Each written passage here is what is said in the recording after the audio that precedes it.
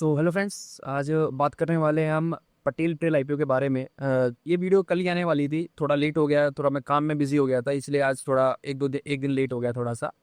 But कोई नहीं, अभी कल लास्ट डेट है इसकी क्लोजिंग की, तो आज हम बात कर लेते हैं और जानते हैं कि ये आईपीओ कैसा है और थोड़ा सा सब कुछ जान लेंगे इसके बारे में, और लास्ट में डिस्कस करेंगे कि इसमें अप्लाई करना चाहिए नहीं करना चाहिए। और ये भी जानेंगे कि जीएमपी क्या चल रही है अभी, क्योंकि जीएमपी इसकी जो फर्स्ट डे जब ओपन हुआ था, अभी बढ़ गई है जीएमपी थोड़ी सी। डिमांड भी जो होगी, अभी 5 आईपीओ खुले हुए हैं, सबसे ज़्यादा डिमांड जो है वो अभी इसी में आईपीओ है, पटेल रिटेल में ही है। तो सब कुछ कवर करेंगे, और जैसा कि हमारा वीडियो का थीम रहता है, हम इस टोटल वीडियो को 4 पार्ट में डिवाइड करेंगे। फर्स्ट पार्ट में जानेंगे कि कंपनी करती क्या है, कंपनी का बेसिक ओवरव्यू जानेंगे। सेकेंड पार्ट में फाइनेंशियल जान लेंगे, थोड़ा सा वैल्यूएशंस वगैरह पता कर लेंगे क्या है इसकी। थर्ड पार्ट में जानेंगे कि कंपनी ऑफर क्या कर रही है, मतलब जो आईपीओ आ रहा है, मतलब खुला हुआ है, उसमें हमको कंपनी ऑफर क्या कर रही है, बेसिक चीज़ें। और लास्ट पार्ट जो कि फोर्थ पार्ट होगा, उसमें जानेंगे कि इसमें अप्लाई करें या ना करें, और करें भी तो हम शॉर्ट टर्म के लिए, लॉन्ग टर्म के लिए या मीडियम टर्म के लिए, मतलब जिसको लिस्टिंग गेंस लेना है वो उसके लिए क्या स्ट्रेटेजी लेनी चाहिए, और जिसको लॉन्ग टर्म के लिए सोच रहा है या जो मीडियम टर्म के लिए सोच रहा है उसको क्या करना चाहिए। तो बस कुछ ये है, वीडियो स्टार्ट करते हैं। वीडियो तो स्टार्ट करते हैं कि पहले कंपनी करती क्या है। तो कंपनी एक सिंपल बताऊं तो एक रिटेल चेन है कंपनी। जैसे आप लोगों ने सुना होगा विशाल मेगा मार्ट और वी2 हो गया और रिलायंस ट्रेंड्स हो गया, ये एक रिटेल चेन है ना, तो वैसे ही ये भी एक रिटेल चेन की तरह ही है। और जो शुरुआत थी 1990s में इन्होंने स्टार्ट किया था, तब एक नॉर्मल शॉप की तरह पे ओपन हुई थी। बट 2003 में इन्होंने फर्स्ट अपना पटेल रिटेल एक स्टोर खोला, और अभी 2008 में इनकॉर्पोरेट हुई पटेल रिटेल, जो मतलब इनकॉर्पोरेट हुई, प्रॉपर चेन जो इनकी स्टार्ट स्टार्ट हुई वो 2008 शुरू हुई इनकी।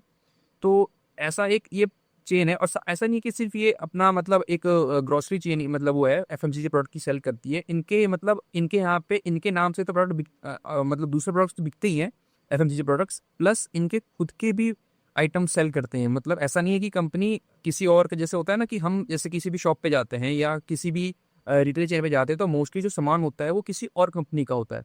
लाइक जैसे हम भी विशाल मेगा मार्ट में गए, तो हम किसी और कंपनी के, लाइक किसी और कंपनी का, मैं ब्रांड का नाम नहीं लेना चाहता हूँ यहाँ पे, इसलिए थोड़ा सा आप समझ रहे होगे मैं क्या कहना चाह रहा हूँ। बट ये क्या, इनके पास एक मेजोरिटी फायदा ये है कि ये अपने नाम से भी सामान सेल करते हैं। उसमें क्या हो गया, खाने के प्रोडक्ट्स हो गए, एफएमसीजी प्रोडक्ट जो भी आते हैं, क्लीनिंग प्रोडक्ट्स हो गए, वो सब भी मैन्युफैक्चर करते हैं ये। साथ ही साथ बनाने के बाद ये एक्सपोर्ट भी करते हैं, 30+ कंट्रीज में एक्सपोर्ट करते हैं ये। और अगर मैं रिटेल चेन जो इनकी अलग से जो रिटेल चेन है, अगर उसकी बात करूँ, तो 27 रिटेल चेन इनकी ऑल ओवर महाराष्ट्र है। तो कंपनी काफ़ी वेल डेवलप्ड है। और दूसरी बात, ये सेक्टर है, डिमांडिंग सेक्टर है, काफ़ी अच्छा इसका डिमांड रहता है, क्योंकि जो एफएमसी प्रोडक्ट जिस बिजनेस में है ये, वो डेली रोज़मर्रा की काम चीज़ें हैं वो, तो रोज़ कंजम्पशन उसका रोज़ का ही है, तो इसलिए ये चीज़ें कभी कम भी नहीं होगी। और साथ ही साथ ये सिर्फ अपना चेन ही नहीं है, इसका खुद का प्रोडक्ट भी है, तो ब्रांड नेम भी स्टैब्लिश किया हुआ है इन्होंने। साथ ही साथ एक्सपोर्ट से भी पैसा आ रहा है। तो अच्छा है ये चीज़, तो अगर हम देखें तो कंपनी काम बढ़िया कर रही है। ऑल्सो अगर हम बात करें कि कंपनीज के पास प्रोडक्ट्स कितने हैं, तो टोटल 38 प्रोडक्ट कैटेगरीज है, मतलब डिफरेंट टाइप्स के आइटम्स है, प्लस 10,000 एसक्यूज है, मतलब एसक्यू जिसको स्टॉक कीपिंग यूनिट जिसको कहते हैं। तो कंपनी का जो वर्क है वो तो काफ़ी अच्छा है, और टाइम भी काफ़ी मतलब अपने सेक्टर में काफ़ी एक्सपीरियंस हो चुकी है, तो इस तरीके से तो कंपनी काफ़ी अच्छा दिख रही है। अब थोड़ा सा जान लेते हैं कि इसके वैल्यूशंस कैसे हैं और इसके फंडामेंटल्स कैसे हैं, ताकि हमको थोड़ा और अच्छा आइडिया हो जाए, क्योंकि इन्वेस्टर्स का पैसा तभी बनेगा जब कंपनी पैसा बनाएगी, है ना। तो थोड़ा सा इसके फंडामेंटल जान लेते हैं। तो फंडामेंटल दिए गए हैं 2023 से लेकर 2025 तक के। तो अगर हम एसेट्स की बात करें, तो एसेट्स तो बड़े हैं साल दर साल। 23 की बात करें अगर हम, तो 303 करोड़ के आसपास थे, और अगर वही हम 25 की बात करें 2025 में 382 करोड़ के आसपास थे। तो ठीक ठाक ग्रोथ मिली है। अगर आप इनकम की बात करें, तो 2023 में 1019 करोड़ थे, 2024 में 817 करोड़, और 2025 में 825 करोड़। जो है कि थोड़ा सा नेगेटिव मुझे दिखा ये, थोड़ा सा जो इनके इनकम है उसमें थोड़ा डिप आया, कुछ भी कारण हो सकता है, मे बी इनका कुछ अलग से कोई कारण होगा। बट हाँ, जो दिख रहा है वो मैं बता रहा हूँ कि थोड़ा सा जो प्रॉफिट्स में, इनकम में है, वो डिप आया है। और अगर हम प्रॉफिट्स की बात करें, तो प्रॉफिट्स में अच्छा ग्रोथ है। 16.3 करोड़ 2023 में उन्होंने डिक्लेयर किया था, और 2025 में उन्होंने डिक्लेयर किया 25 करोड़ से ऊपर के प्रॉफिट उन्होंने डिक्लेयर किया। एबिटा में भी ग्रोथ है, 43 करोड़ से लेके 62 करोड़, अच्छी ग्रोथ है। नेटवर्थ भी अगर हम देखें तो साल दर साल बढ़ी है, मतलब 71 करोड़ से 134 करोड़। तो ये सब चीज़ें अच्छी है। और हाँ, थोड़ा बोरिंग देखे तो थोड़ा बोरिंग्स भी है, मतलब 180.54 करोड़ का है, जो कि मतलब अगर डेट टू इक्विटी रेशियो देखे तो अराउंड 1 से ऊपर का आता है, जो कि थोड़ा ज़्यादा है। और इसको कंपनी अगर थोड़ा सा सुधारेगी तो थोड़ा बेहतर रहेगा। बाकी अगर हम पी देखें इसका, तो P25 का आता है इसका, जो कि अभी हम आगे देखेंगे कि अपने कंप्यूटर के साथ कैसी है। और एक बार कंप्यूटर से देख लेते हैं इसलिए। तो पीएस में बात करें तो सबसे बड़ा नाम तो वही जो आप सब जानते होंगे, Vishal mega mart, avenue supermart, Spencer's retail, Osia hyper retail. तो इनका जो P8 से लेके 104 102 के आसपास बैठता है।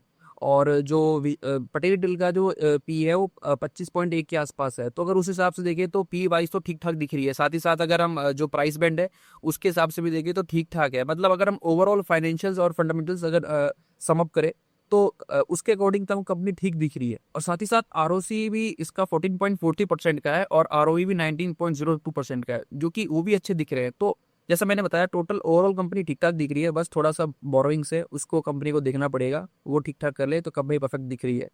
बात करते हैं कि अब जो अपने थर्ड स्टेप पे पहुंचते हैं कि कंपनी हमको ऑफर क्या कर रही है, आईपीओ की मीटिंग डिटेल जान लेते हैं एक बार। तो फ्रेंड्स, ये 19 अगस्त से खुलेगा और 21 को इसकी लास्ट डेट है, जो कि मैं आज भी इसको वीडियो बना रहा हूँ तो कल मतलब इसकी लास्ट डेट है। और 26 की इसकी लिस्टिंग डेट है। फेस वैल्यू की बात करें तो 10 रुपये पर शेयर की वैल्यू है, जो कि मुझे तो बहुत अच्छा लगा। 10 रुपये फेस वैल्यू जब कोई शेयर आता है तो मुझे बहुत खुशी होती है, सही बताऊँ तो। और इशू प्राइस भी 255 पर शेयर का है। ये भी ठीक ठाक दिख रहा, अच्छा लग रहा है देख के। लॉट साइज 58 शेयर्स का लॉट है। और अगर टोटल इशू साइज की बात करें तो 242.76 करोड़ का टोटल इशू साइज है। तो इसलिए डिमांड भी ज़्यादा दिख रही है, सब्सक्रिप्शन भी बहुत हाई दिखा रहा है।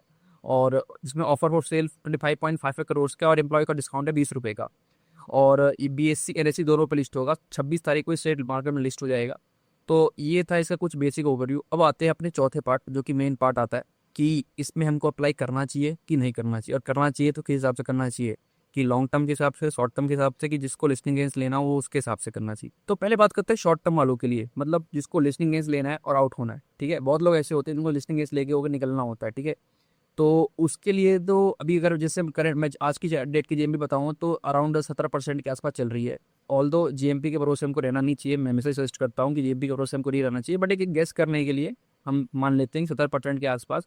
तो वही 15 से लेकर 20% के आसपास आपको लिस्टिंग डे के दिन गेंस मिल सकते हैं। ऑल दो आजकल गेंस ज़्यादा मेरे जैसे आज जो आईपीओ लिस्ट हुआ है, कौन सा आईपीओ था वो, शायद रीगा रिसोर्स का आईपीओ था वो। काफ़ी से गेंद दिया उसने। तो उस हिसाब से तो ज़्यादा भी गेंस देके जा रहे हैं। उस दिन ब्लू स्टोन का आईपीओ भी लिस्ट हुआ, जिससे मुझे उम्मीद नहीं थी, मैंने खुद अप्लाई नहीं किया उसमें। बट उसमें उसने भी अच्छा 5-6% का प्रॉफिट बना के दिया था इन्वेस्टर्स को। तो उसके अकॉर्डिंग अगर हम देखें तो रिस्टी देखिए दिन अगर आपको आउट होना है तो उसके हिसाब से ठीक है। अब बात करते हैं मीडियम टर्म और लॉन्ग टर्म के लिए। तो पहले देख लो सेक्टर, जैसा मैंने बताया तो सेक्टर FMCG सेक्टर है, डिमांडिंग सेक्टर है। साथ ही साथ जो इनके खुद के प्रोडक्ट्स भी ये बना मैन्युफैक्चर करती है और एक्सपोर्ट से भी पैसा आता है। तो और जो जिस सेक्टर में है ये, मतलब जो FMCG सेक्टर, ये डिमांडिंग सेक्टर, ये हर डेली कंज्यूमर सेक्टर है। तो ऐसा नहीं है कि ये सीजनल थिंग है जो कि एक सीजन चलेगा और दूसरा सीजन नहीं चलेगा। तो उस हिसाब से तो देखिए तो कंपनी अच्छी है, पॉजिटिव्स काफ़ी अच्छे दिख रहे हैं, साथ ही साथ प्रॉफिट्स बना रही कंपनी। तो वो चीज़ तो अच्छा दिख रहा है कंपनी का। बट अगर एक हम सेकंड पार्ट अगर देखें, हम इसमें जो थोड़े नेगेटिव्स दिख रहे हैं मेरे को, वो दिख रहा है इसका थोड़ा सा जो इसमें डेप्थ है वो ज़्यादा है। मतलब कंपनी के हिसाब से एक सुपर का डेट बहुत ज़्यादा लग रहा है मेरे को। और एक बार कंपनी अगर उसको थोड़ा सॉर्ट आउट कर ले, मतलब किस तरह से उसको सॉर्ट आउट करने का तरीका निकाल ले, तो कंपनी अच्छा अपने उसमें आ जाएगी। तो अगर हम इन दोनों को समाप्त करें तो कंपनी देख के तो ठीक लग रही है। बाकी लेना नहीं लेना वो आपका टोटल कॉल होना चाहिए। मेरा कोई ऐसा बाई सेल का कॉल नहीं है। मेरा तो बस एक ये पीओवी आपको मैं शेयर कर रहा हूँ ताकि आपको थोड़ा सा आइडिया हो सके और फिर अपने रिस्क एनालिसिस करके आप कोई अपना एक डिसीजन बना सके। तो शॉर्ट टर्म के लिए भी ठीक लग रही है इस हिसाब से तो, और लॉन्ग टर्म के हिसाब से भी ठीक लग रही है। एंड बाकी देखते हैं कि कंपनी कैसा परफॉर्म करती है आगे। और अगर आप लोग में से कोई अप्लाई कर रहा है इस आईपीओ में तो मुझे ज़रूर बताइए कमेंट्स में। और मैं भी देखता हूँ 2-3 लॉट्स अप्लाई करूँगा मैं भी इसमें। ऑल दो सब्सक्रिप्शन बहुत ज़्यादा है तो मिलने के चांसेस तो कम है, बट अप्लाई मैं भी करूँगा इसमें। और अगर मिलता है तो कमेंट में बताऊँगा मैं। आप में से किसी को मिलेगा तो भी जरूर बताइएगा कमेंट्स में। और वीडियो कैसी लगी हो, वीडियो अच्छी लगी है तो पक्का कमेंट्स में बताइएगा। कोई भी सेशन हो पक्का बताइएगा हमको ताकि हम उसको और बेहतर कर सके। कब तक के लिए थैंक्स फॉर वॉचिंग। जय।